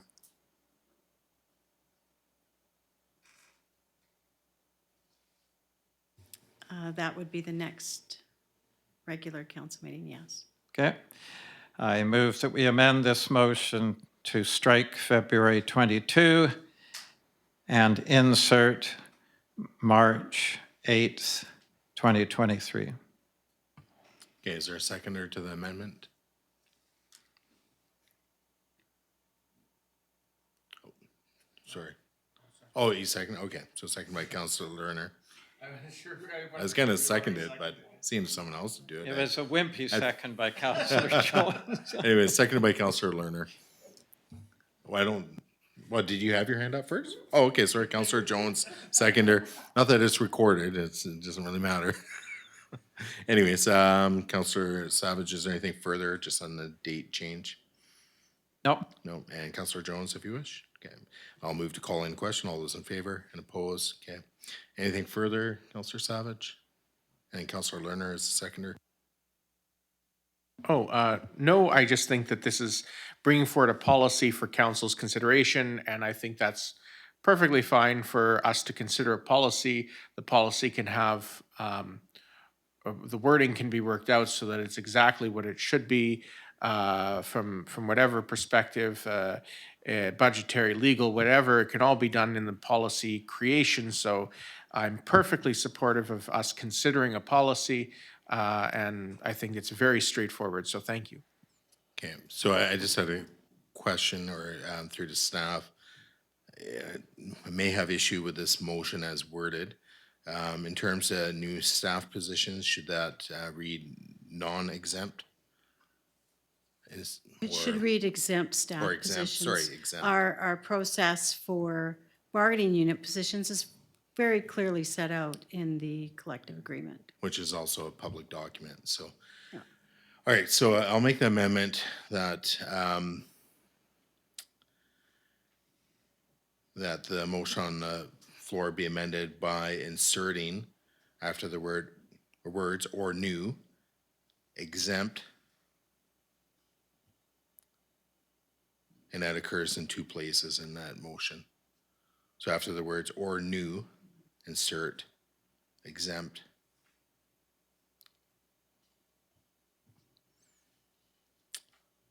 Is there a seconder to that? Okay, so second by Councillor Lerner. And then for discussion. Okay, I think it's pretty straightforward with respect to, there's already a collective agreement in place for our unionized staff. And we shouldn't be doing anything that would have any impact on the execution of that collective agreement by our management staff. So that's the reason for the amendment. Councillor Lerner, go ahead. I'm still trying to decide whether or not I support the amendment, and the reason is because if a policy is being brought forward, my assumption would be that the policy would outline which types of input council can give on exempt staff and which types of input council cannot give on non-exempt staff. And so I just feel like that all of that would be in the policy. And the policy would therefore prevent us from contravening anything. I'm worried if we put this in the motion that it could exclude something from the policy that maybe we could have in there. And I feel like in the crafting of the policy, it would say, you know, the council would give input on these areas for exempt and not these areas for non-exempt, and so on and so forth. It would all be in the policy. So I just don't want to, I'm worried with this wording, we might tie our hands before we even see the policy. That's my concern. Okay, so just through to Councillor Lerner and through the rest of the council, I totally hear what you're saying. I totally appreciate your argument on that. And I'm fine if the amendment gets voted down, because I think what we're going to learn quickly enough is that the policy would have no application whatsoever to the collective agreement. And it's a policy, like it's just, you know, it's a statements about nice to haves, but it's not mandatory because it's not a bylaw. So it's not enforceable anyways. So the policy would just provide guidelines, but the policy can't provide, or at least in my opinion anyways, can't provide direction around the execution of a collective agreement. And I'm no expert in labor law by any stretch, but in my, I don't know, somewhat informed opinion on this matter, I think that's what I'm stating is correct, but I could be wrong. Councillor Savage, go ahead. Yes, I have it that way on purpose to include both exempt and QP staff. And I'm reluctant to take advice from anyone on these matters except a labor lawyer. And I would like to know exactly what the options could be. And I'm not going to pre-guess now what input we can or can't give to any circumstance involving someone that's, you know, not an exempt staff, being a QP worker. That's something I want to hear directly from a lawyer, and there may be circumstances where we can give input. And that's what I want to find out. I'm certainly not prepared to knife that opportunity now. I've been very surprised by when we've heard from lawyers directly what we find out, and it's often something we didn't expect. So I want to hear it directly, what circumstances there might be. I can think of some now, but I'm not going to go into them. I'm guessing would allow us to give input, but let's find that out. So I would like to leave it at that this is for filling any new staff position, vacated and so on. And then when we determine this through direct input from and direct questioning of a labor lawyer, which we can do in short order, then the policy can reflect that.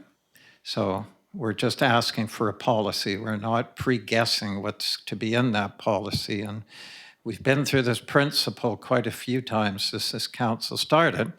And I like to put, not to pre-guess anything, but to explore all options. And when it involves anything labor, I want to hear directly from the lawyer to find out exactly how this would apply. So I'd like to leave this motion as is, and it will be not, we're not precluding anything. I want it all left in, and that way we'll find out when we get the policy after having had legal advice on the matter. So with respect, Mayor Swain, I will not be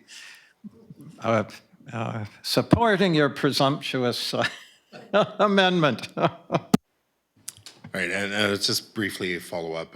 So if it doesn't get included, that's fine, because regardless, it's going to be looked over by a lawyer regardless once the policy, as the policy is getting developed. So council's going to learn one way or another what is legal. So in some ways, vote against the amendment, because I think it'll, by doing that, it'll allow you to get the answer you're after anyways. So I'm totally fine with that. Prepared to call the motion. Okay. I guess I'd be remiss if I didn't mention, I know I was the one who brought up it'd be difficult to turn around a policy, except for maybe by March 8th. But council needs to be aware of the impact with the second clause, the staff not begin a process for filling a vacated position until the policy has come to council. So that would put us back to mid-March. So there would be no opportunity to have a replacement here before the director retires. Okay, and anyways, through the council, the one thing is in the second half of the motion, and it did, and what Director Coates just said did jog my thought on it. If there was a vacancy within QP in the next, could be tomorrow, this is interfering with the ability of staff to execute the collective agreement, and that could be problematic. Or likely is going to be problematic. So the second half, in that sense, needs to probably have the exempt staff position wording in it. The policy development is one thing, but to then delay the hiring in the event that there is, and say notice is given by a member of staff tomorrow, then that would basically stop the district from hiring in that regard. So it's something to consider. We can also direct staff to just get an opinion on whether or not we can look at exempt staff with this policy and just do it as a standalone motion. But the second half, I was looking at that earlier and going, okay, I have a problem with that more so than the first half. But anyways, that's just my thoughts. Go ahead, Councillor Lerner. Yes, this is a good point. I do recognize that if a QP member of staff were to retire suddenly, that there would be a whole bunch of clauses in our collective agreement that would kick in with, and I don't know all the clauses off the top of my head, but there's a whole bunch regarding seniority and hiring, all that. So I would maybe propose an amendment to this motion. I will propose an amendment to this motion simply by adding. We're already on an amendment, so Oh, what I would okay. suggest we dispose with this amendment, and then we can come back and further amend if that's the desire of council. Okay, thank you. So if we're done with debating the amendment, and that's just to add the word exempt in front of the word staff. Okay, so that's the motion. So I'll call the question. All those in favor of the amendment? And those opposed? Noting that Councillor Lerner, Councillor Jones, Councillor Savage, and Councillor Mundell are opposed. The amendment fails. Now we're back to the main motion. Go ahead, Councillor Lerner. Okay, sure. I'll leave it to the How mover. gracious Thank of you. Councillor All Lerner. right, so Go ahead, Councillor adding to the end of the motion, I move that we amend this motion by adding at the end of the motion, unless this contravenes legislation.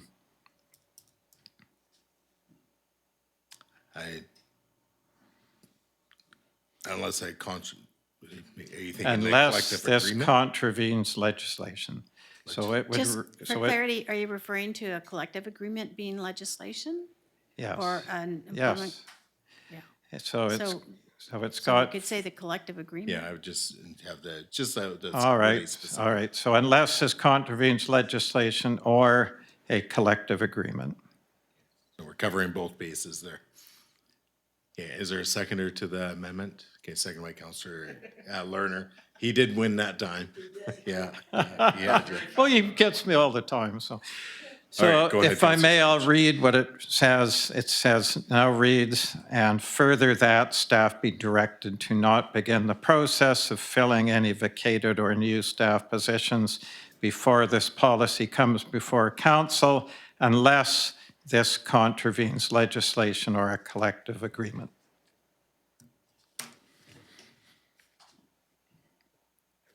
Okay. So, and just basically, I think we've solved it, and thanks for everyone's input on that. So it's tightened it up. And we're just talking about a 2 to 3 weeks here before we get the policy. So, yeah, thank you. Counselor Lerner, if you wish. That was very similar to the amendment I was going to propose, so well done. I'm glad to second it. All right, thank you. I was just going to say unless legally required by an agreement or something like that, so there we go. Okay, Director Coates. Just for clarity, though, this still will not address the inability then for staff to recruit for the director position who's already given notice that he's retiring.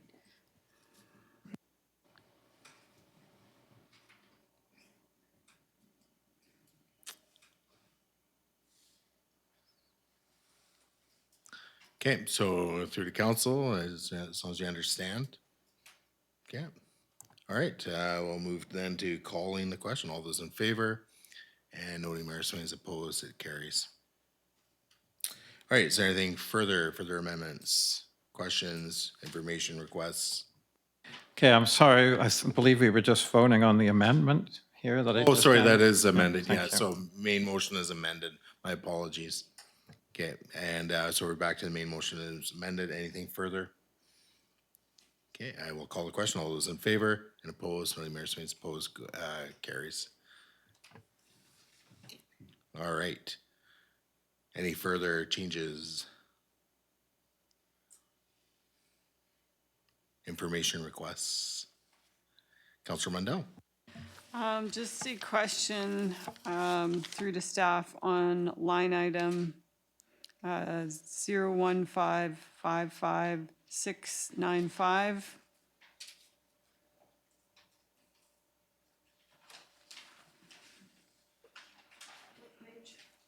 Page 6 of 7 on the big sheets. Sorry, point of clarification, could you repeat the line item number, please? So last three numbers are 695 on page 5 of 7. Works for others? Works for others. What, can somebody please explain to me what works for others is?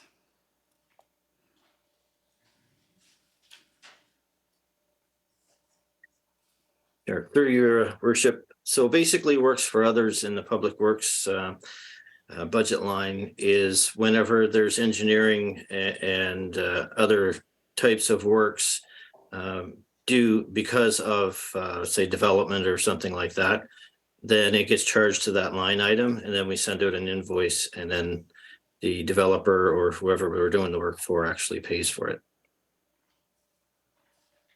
So the developer covers this cost? So I guess I'm just confused then why there's 200,000 in the budget allocated for it. And that would be just earmarked, like it's just a number that identifies the potential that will be coming and going. The revenue actually comes from the payments from the developers or property owners or whoever we do engineering works for or anything like that, so. Okay, thank you.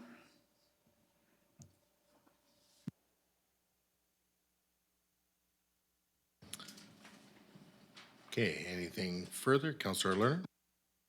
Yes, maybe through the mayor and also to staff. I know I'm under the impression we have not yet scheduled our next budget meeting, if that's correct. But I'm wondering if there is a time frame for when we might get the updated version of the ledger for us to peruse and prepare questions for and stuff ahead of our next meeting. Thank you.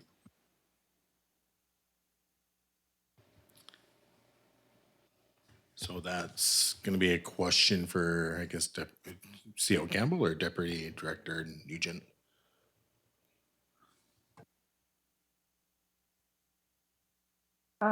Through to Mr. Mayor, sorry, Mr. Mayor, when is the next budget meeting? Has it been scheduled? There hasn't been a scheduled meeting yet. Okay, well, if I'm lucky with my other job and a half in the office, I should be able to have something updated this week. And Okay, then we thank you. could- That answers my question. I wasn't necessarily looking for a very specific time frame. It was more, if we're going to schedule a budget meeting however far in the future, just having the ledger updated a little bit in advance gives us an opportunity to go through it, prepare questions, that sort of thing. So I appreciate the turnaround on that. It's much appreciated. Thank you. You're welcome. And I guess through the council really would be looking at probably the week of the 27th, but that's looking pretty grim.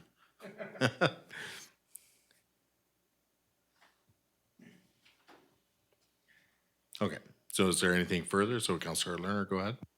No, I was just going to make the suggestion that we set the next budget meeting through email.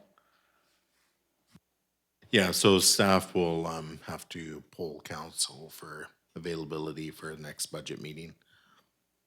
And then just in terms of timelines, I don't know if someone from staff can just update council on our timelines to have this budget adopted by, and what our targets are. I believe there was an email that went out stating the deadlines for adoption of the tax rate and the financial plan, but then you have to back that up in order for so we could include it in the email. Sure, that's fine, yeah. Now, we do have a tentative March 1st committee of the whole meeting that day. Or do you prefer I poll you, I guess, for the next meeting date? Okay. Actually, I had the timelines on my iPad here too, so see if I can quickly find them. Scroll through. They had all the necessary steps. See, paper, see what I mean? See, just I know, like this is taking me. But Okay, here we paper go. doesn't have a search feature. Oh, actually, So I think the email had said the tax rates have to be adopted by May 15th. Deadline for tax rates adoption would be May 3rd. Third reading for tax rates, April 19th. Adoption of the financial plan, April 19th. April 5th is preferable, especially if there's any changes. Third reading for financial plan, March 22nd. What else does it say here? I think that's it. yeah, and if we can move that up a couple of weeks, it gives a little bit of leeway, right? So we don't want to leave everything right to the last minute. Even if we can be ahead of the adoption date by a few weeks, that would be probably helpful. But all right, so unless there's anything further, I'm going to move on in the agenda. Okay, Councillor Jones, go ahead. Yes, through the chair to Deputy Director Nugent, just I'm remembering that in the last budget meeting, we had a discussion about cash amenities and requested, if possible, an estimate of the expected income for 2023. So just hoping that you'll be able to receive that information in time to get the updates back to us, as you have said you hope to do. Thank you. Director Limshu? Your worship, through the council, actually, I think that item was mine. So at the time that the item came up, there were actually two accounts that I had talked about. I just couldn't remember the second. So the two accounts are 01410-451, and it's identified as being developer contributions, and that was an account created in 2021. And in that account, it identified 122,000 in change. The second account was created in 2022, and that account is 01458-450, and that's identified as community amenity contributions. And the balance in 2022 was 187. And then I believe the question stemmed from that. So what's the budget for 2023, I think is where we're going. So my apologies. Yeah, through discussions with the finance department, these are fees that are collected as community many contributions. So they will vary from year to year.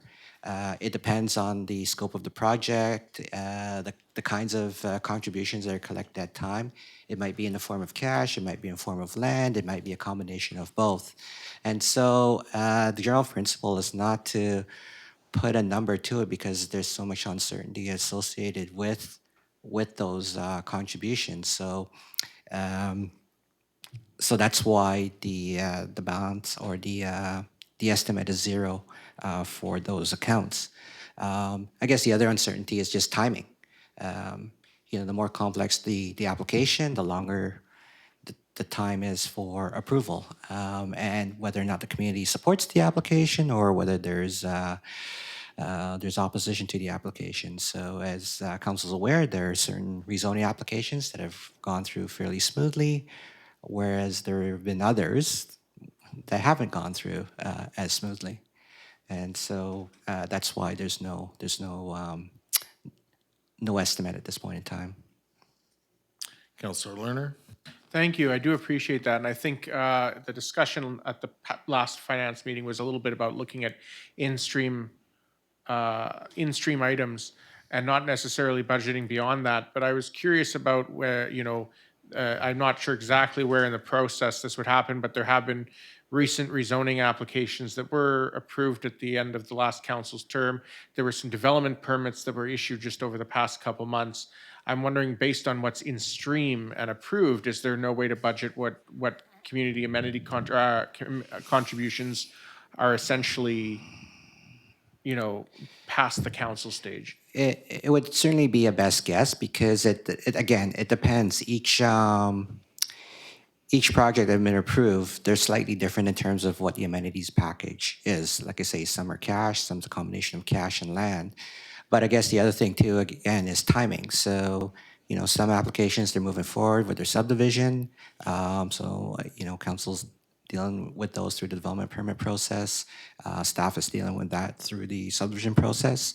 Other applications, they haven't approached us with a subdivision application yet. So, at the various stages, different fees are triggered, and so we collect them at those stages. So, again, it's sort of it would be a guesstimate. I appreciate that, and indeed, if you look at the budget, it's varied, but it's consistently been over 100,000. So I would, my only request would be, if possible, for the planning department, the finance department, before the next budget meeting, which looks like will be sometime in March, to see if there's any way to look at in-stream applications and put even a very conservative number in there, just for us to have some idea. That would be appreciated if at all possible. Thank you. Okay, anything further? All right, so we're moving on to item 8 of our agenda. So public clarifications, persons recognized by the chair to speak must first state their name and address for the record. And agenda item for which they are seeking clarification, excluding, well, anyways, and may speak for once up to 2 minutes to ask clarification questions. For example, how did the vote go? Any technicalities, request interpretation of abbreviations or jargon. I don't see any remotely registered, and we have one in person. Okay, and so we've made it through our agenda, so I declare the meeting adjourned. Thank you, everybody.